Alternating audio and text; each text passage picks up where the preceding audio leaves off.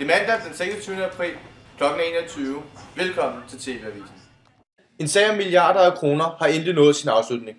Rice Factorys leder, Nikolaj Ly, har fået en fængselsdom. Vi har en rapporter på stedet. Niels Brocks Elitegymnasiums førsteårselever har lige modtaget deres karakterer. Det oplyses, at samfundsøkonomiklassen har det højeste gennemsnit i dansk historie, mens Business Science flopper. Kan Business Science overhovedet betegnes som elite? Piratpartiets Ungdom, også kaldet PPU, stormer frem. Den danske afdeling melder om stor fremgang, primært gennem de mange 15-18-årige asiater, der har fået smag for downloading-livets mange goder. Velkommen til dagens TV-avis, som omgående skal til Højesteretten i København, hvor at en af de mest markante sager i den danske historie er ved at nå sin konklusion. Jeg rapporterer direkte fra Højesteretten i København, hvor Rice Factorys ejer, Nikolaj Ly, er blevet idømt fængsel for livstid på grund af svindel med egenkapital.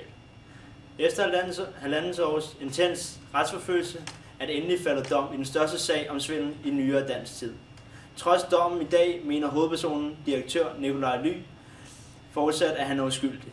Dommen lyder på 12 års fængsel, og dommerne begrunder denne dom med rod i både egenkapitalen og et højst mærkværdigt indtægtskilde udformet af asiatiske tegn i årsrapporten. Retten skal i det kommende uge behandle sagen om mod Nikolaj Lys revisor. I did nothing wrong!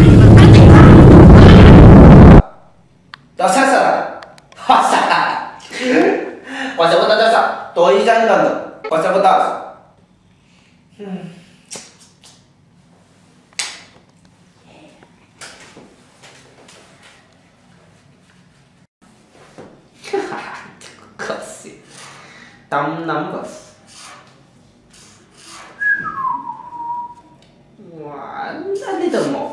A little more, yeah. Oh, I see. Yeah. What number should we take? Maybe a little more, you know, yeah.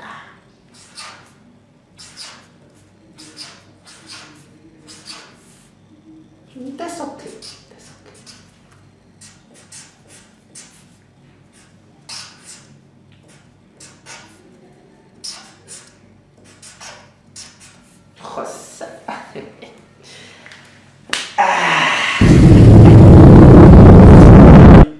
Rice Factory har førhen uden tvivl været betragtet som en regnskabsklasse B-virksomhed.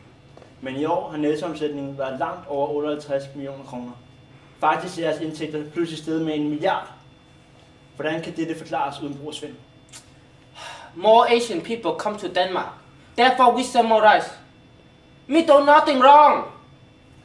Med den familie være den eneste aktieindhaver i Rice Factory, har der været stor mistanke vedrørende udbyttet af årets resultat, eftersom hele overskuddet har været udloddet som udbytte, trods stor gæld til diverse banker og kreditinstitutter. Det bliver heller ikke bedre, at der går rygter om dyre ferier til Thailand med bestyrelsen. Hvad siger du til disse rygter? Asians go to Asia. We import the rice from Asia. No vacations!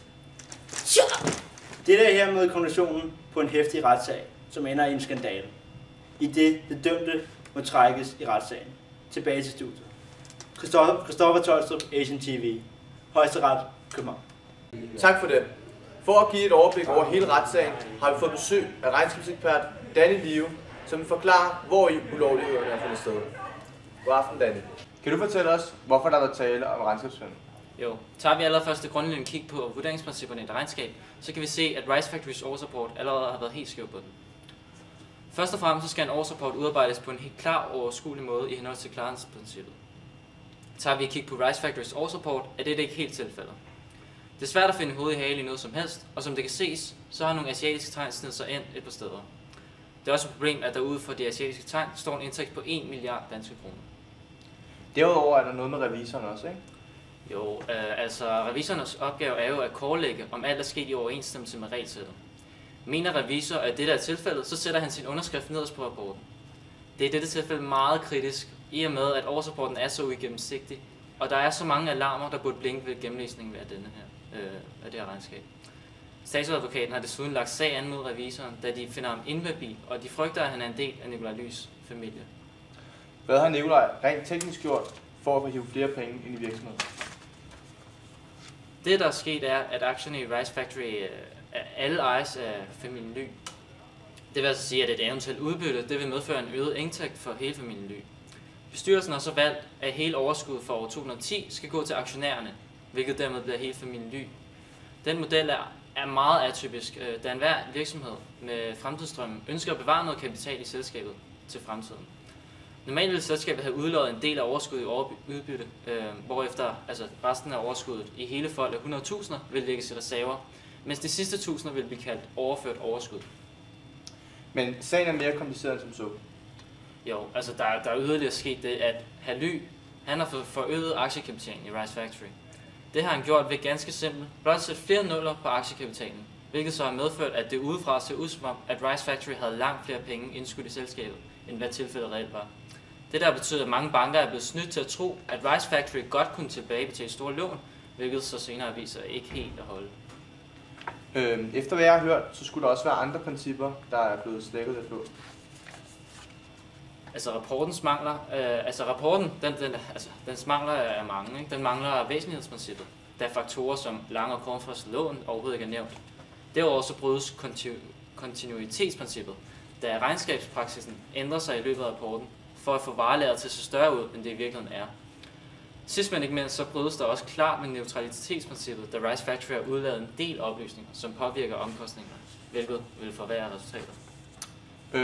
Vi skal lige bruge en kort kommentar til anklagerne omkring fusk med afskrivningerne. Holder de her anklager stik? Jamen, det er der ingen tvivl om. Man kan i rapporten se, at der næsten ikke er blevet afskrevet, og det er på trods af, at Nikolaj Ly har købt masser af computer og elektronik og udstyr med hjem, og de her udstyr, det vil ellers meget hurtigt falde i værdi, men det er ikke blevet noteret overhovedet, hvilket igen selvfølgelig er misvisende for banker og kreditinstitutter, som nu har en masse penge i klemmen, efter at Rice Factory formentlig lukker. Det lyder som om, at han har svindlet på samtlige punkter. Har han overhovedet gjort noget som helst rigtigt? Og trods alt har han overholdt going concern-princippet, hvor en virksomhed går ud fra, at den lever det efterfølgende år. Han har også overholdt periodiseringsprincippet, hvor alle forhold, der er indtruffet i løbet af regnskabsåret er med. Så har han også taget lidt mere til. Sidst så er bruttoværdiprincippet overholdt, da han har holdt regnskabsposterne uafhængig af hinanden. Der er der nok en klar overvægt af, at man ikke helt har holdt sig til lovbogen her. Tusind tak for dit input. Og nu vil vi her på Asian TV gå videre med resten af nyhederne.